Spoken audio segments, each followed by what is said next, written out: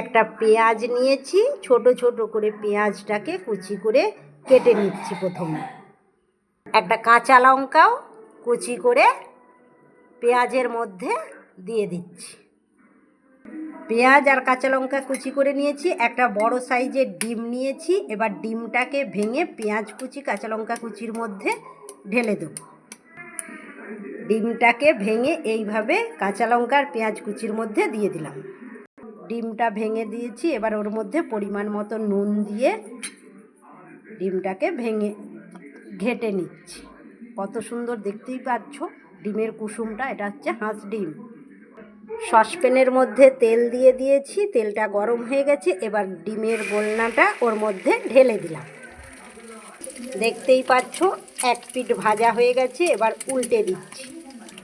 দেখতেই পাচ্ছ ডিমের রেসিপি কত সুন্দর হয়ে গেল।